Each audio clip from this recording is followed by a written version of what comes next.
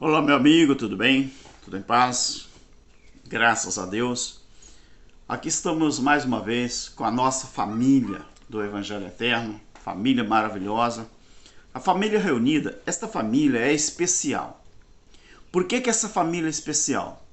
Porque é uma família que aprendeu a se libertar do sistema religioso e aprendeu a gostar de estudar a Bíblia.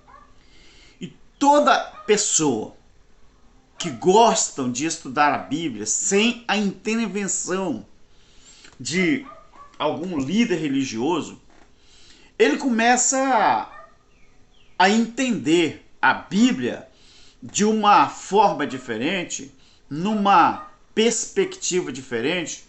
Por quê? Porque ele passa a entender aquilo que ele lê. Você lembra daquele eunuco que foi batizado por Filipe, ali o eunuco da rainha de Candace? Ele estava lendo Isaías 53 durante o percurso da viagem. Mas o eunuco, ele não entendia o que ele estava lendo. A Bíblia diz que Deus, através do seu Santo Espírito, tirou Filipe, arrebatou Filipe, e aquela é uma das viagens mais enigmáticas da Bíblia. O Espírito tirou Filipe ali de Jerusalém, numa viagem enigmática, e apareceu com Filipe lá na estrada aonde aquele eunuco estava. E o Filipe se deparou ali junto com aquele eunuco para que pudesse explicar aquilo que ele estava lendo. E a partir do momento que ele compreendeu, ele quis se batizar. Mas por que ele quis se batizar? Porque até naquele momento, dependendo da situação, gentios também poderia ser batizado em água. Era um caso especial. Aquele gesto de batismo não era nada mais, nada menos do que a cultura do povo judeu. Mas a ablução, que era a lavagem por fora, às vezes também, se uma pessoa quisesse se batizar, se batizaria. Mas na verdade, hoje em dia não existe isso. O verdadeiro batismo, não é? Já nos dias de Paulo, o batismo era batizado no Pai, em nome do Pai, do Filho e do Espírito Santo, né? E depois do juízo, o verdadeiro batismo passou a ser a crença, né, no nosso Criador, tanto no Pai como no Filho, do jeito que está Romanos capítulo 6, e também do jeito que está em 1 Pedro, né, capítulo 3, versículo 21. Então o verdadeiro batismo não é mais a ablução, a lavagem por fora, e sim a verdadeira lavagem de uma boa consciência em Deus. Queridos, esse vídeo aqui eu quero trazer para você, e eu quero mostrar para você que na Bíblia existiu os 3 maiores dias da história. Não é que existe, que a Bíblia é um livro que foi escrito para contar a história do povo judeu depois da criação. Conta a história da criação, e depois a Bíblia, ela é como uma constituição dos judeus, né? Além de ser um livro histórico, também ela é um livro, né, de ciências. Ela é um livro que conta a história do povo judeu, e ela funcionou, não é, como a Constituição. Talvez ainda funcione como a Constituição de alguns, não é, judeus. os 3 grandes dias da história. O primeiro grande dia da história você vai encontrar aqui em Gênesis, capítulo 27. Olha o que diz aqui. Tendo envelhecido Isaque e já não podendo ver, por causa da idade, né?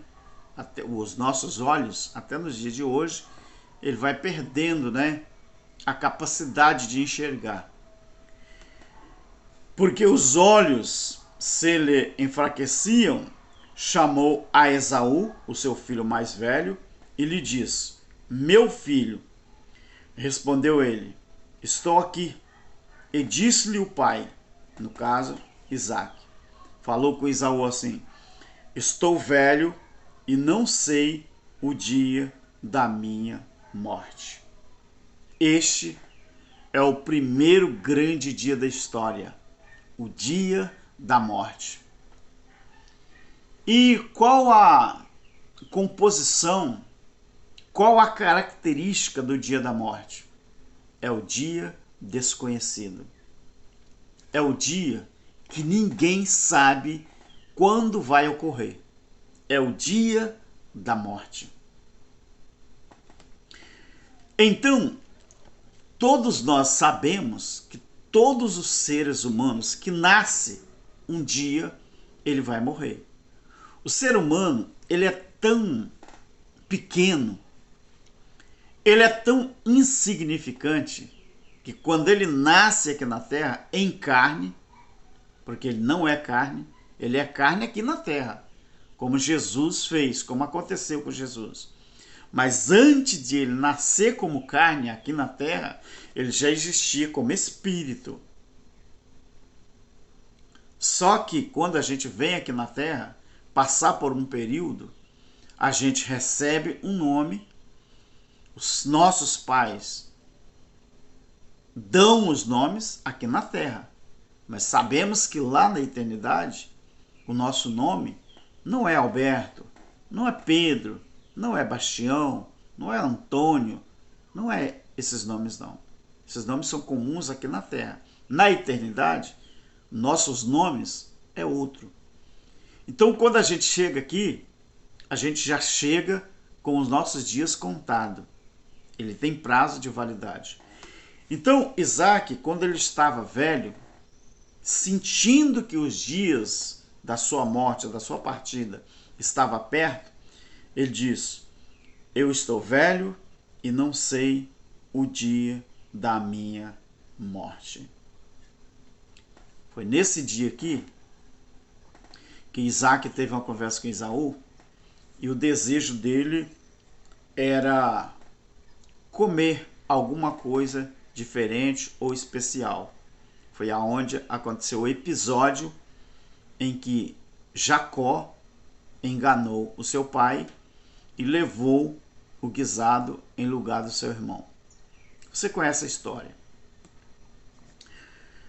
O segundo grande dia, o primeiro grande dia da Bíblia é o dia da morte, o dia desconhecido. O segundo grande dia da Bíblia está aqui, ó. Você pode fazer um estudo em casa. Atos, capítulo 17, o verso 30 e 31. Eu gosto de fazer estudo porque essa família eterna do Evangelho Eterno é uma família especial. É uma família que gosta de ouvir os estudos do nosso irmão Alberto Lírio, nosso irmão Cláudio Mendes, do canal Limpos pelo Evangelho Eterno, outros irmãos aí do Evangelho Eterno que estão começando a entender e começaram a divulgar vídeos, não é? E eu aconselho a você que procure os ensinadores ou os divulgadores. A palavra divulgador é melhor do que ensinador, porque nós não ensinamos nada a ninguém. Nós estamos divulgando. Procure os canais dos nossos irmãos aí, tá bom? O primeiro grande dia é o dia desconhecido, o dia da morte, Gênesis 27. O segundo grande dia da Bíblia Atos 17, 30 e 31. Eu vou ler para você. Ora, Deus, não levando em conta os tempos da ignorância, Lucas disse isso, anuncia agora, notifica aos homens em toda parte que se arrependam. Versículo 31. Porque Deus estabeleceu, determinou um dia, tá vendo aqui? Estabeleceu, determinou um dia em que com justiça há de julgar o mundo. Esse mundo, querido, era o mundo aeon. Era o mundo, não era o mundo cronos, o mundo cronológico não. Esse mundo aqui não era o mundo cosmos, era o mundo aeon, tá? Era o mundo daquela época, o mundo de Israel, aquele sistema, aquela atmosfera em que imperava a lei de Moisés. Estabeleceu, determinou, marcou um dia em que com justiça haveria de julgar o mundo com justiça por meio de um varão. Esse versículo aqui quebra aquela questão. Eu fico com o pé atrás quando eu leio aquele versículo que diz que Jesus disse que nem ele nem os anjos sabia o dia da sua volta ou do juízo de Deus, a manifestação do Filho do Homem sobre Israel. Esse versículo aqui, ó, ele quebra isso, a não ser que Lucas mentiu ou Lucas inventou. Eu vou repetir o versículo 31 do capítulo 17 de Lucas. Porquanto estabeleceu um dia em que com justiça eu posso trocar o porque havia ou haveria de julgar o mundo, porque como esse versículo aqui já se cumpriu no ano 70 DC, então eu não posso ler estabeleceu um dia em que porque é futuro. Então, como aqui já aconteceu, haveria ou havia de julgar o mundo com justiça por meio de um varão que destinou e acreditou diante de todos os homens, ressuscitando-o dentre os mortos. Vem cá, seja honesto, seja sincero. Se Deus ressuscitou Jesus para que através dele as pessoas tivessem certeza de que o dia do juízo haveria de acontecer, qual é a razão para que o próprio Deus, que era Jesus em carne, ocultasse qual seria o tempo, o dia e a hora do juízo? Tem coerência isso aqui? Não tem coerência nenhuma. Então, que dia que era esse? Que Deus estabeleceu, que Deus marcou um dia em que com justiça haveria de julgar o mundo de Israel. Foi o dia marcado. Foi o segundo grande dia da Bíblia. O dia marcado. Vem cá, querido. Se esse dia ele estava marcado, então Deus sabia. Mas o próprio Jesus não era a manifestação de Deus? O Verbo se fez carne e habitou entre nós? Então Jesus era o Verbo? Então o próprio Deus estava na pessoa de Jesus? Qual foi a pergunta que Filipe fez para ele? Pai, mostra-nos Jesus, mostra-nos o Pai. Jesus falou: não acredito que você está perguntando isso não. Você está comigo há tanto tempo e não sabe quem é o Pai? Eu e o Pai somos um. Eu e o Pai somos um. Quem vê a mim vê o Pai, e quem vê o Pai vê a mim. Mas não é isso que a Bíblia diz? Não é isso? o Verbo se fez, ou seja, se tornou carne e habitou entre nós. O segundo grande dia da Bíblia, o dia marcado, que foi o dia do juízo. Tá bom, querido? Agora vamos para o terceiro grande dia da Bíblia. Terceiro grande dia da Bíblia. Mas eu considero o maior dia da história foi o dia do Senhor. O dia do julgamento. O dia que Deus tinha marcado para que o mundo de Israel pudesse ser julgado. 2 Coríntios, capítulo 6, versículo 2. Para mim aqui é o segundo grande dia. Foi, né? Foi. O terceiro grande dia, para mim, foi Atos 17, 30 e 31. O segundo maior dia da história, para mim, foi 2 Coríntios 6 e 2. Vamos ler? Porque diz, Paulo disse isso, ouvir-te no tempo aceitável, ou o tempo da oportunidade, e te socorri no dia da salvação. Eis agora o tempo sobremodo oportuno, eis agora o dia da salvação. O dia da salvação foi o dia que ninguém podia, ou deveria pelo menos, adiar. O dia da salvação era o dia que ninguém devia ou ninguém deveria adiar o dia da salvação. Então, eu coloquei como dia inaudiável. Os três grandes dias da história que ocorreu. O dia da morte, o dia da salvação, o dia da morte, o dia desconhecido, o dia da salvação, que era o dia inaudiável. Isso aqui Paulo já estava falando para gentios. E o grande maior dia, que foi o dia marcado, que foi o dia do juízo. Agora, quando Paulo diz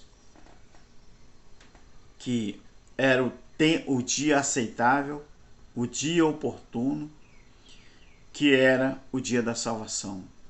E esse dia não podia adiar. Por quê? Porque o dia da salvação, se você pegar e colar ali com Atos, capítulo 17, 30 e 31, você vai ver que Paulo está falando da mesma coisa.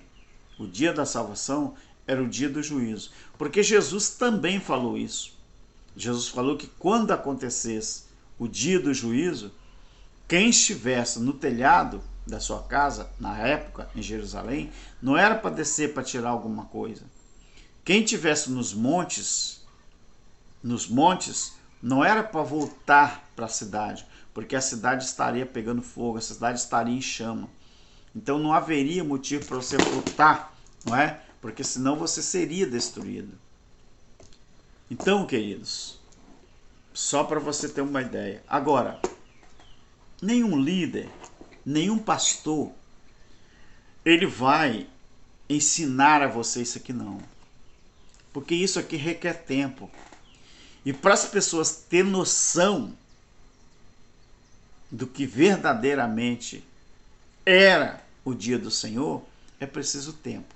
Mas isso os pastores não têm tempo, porque eles não gostam de ensinar ninguém. Deus que te abençoe, essa família do Evangelho Eterno. Um abraço a todos vocês. Continue aí nos seguindo nesta plataforma YouTube. Se inscreve no nosso canal, tá bom? Compartilhe nossos vídeos. O seu like, ó, é muito importante. Os comentários, compartilhamento, a sua inscrição. E toda vez que você se inscrever, não se esqueça. aperte ali o sininho de notificações na opção todas e recorra também à sua inscrição no canal, porque há situações em que o próprio YouTube ele está desinscrevendo a pessoa. Ele desinscreve a pessoa e a pessoa não fica sabendo. Porque o YouTube é complicado, né? Tem uns robozinhos ali e eu particularmente eu não sei 100% como funciona, mas acontece. Tá bom? Fique em paz e Deus abençoe a todos. Nosso irmão Cláudio Mendes, um baluarte, talvez o maior propagador do Evangelho Eterno no Brasil, seja o nosso irmão Cláudio Mendes. Eu tenho quase certeza que o nosso irmão Cláudio Mendes é o maior propagador do Evangelho Eterno aqui no Brasil. Eu acredito nisso. Tá bom? E esse homem é incansável. É praticamente impossível de acompanhar esse homem. E graças a Deus que Deus o destinou para isso. Ele tem tempo, é um homem aposentado, trabalhou muito, graças a Deus, para adquirir essa posição que ele tem hoje. Eu estou lutando também, claro que um dia eu me aposento, e quando eu aposentar, quem sabe, né? Eu também vou ter tempo, mais tempo para gravar vídeo, para fazer estudos, mas Deus abençoe o nosso irmão Cláudio Mendes. E você que é inscrito no meu canal, que não é inscrito no canal dele, procure o nosso irmão Cláudio Mendes, tá?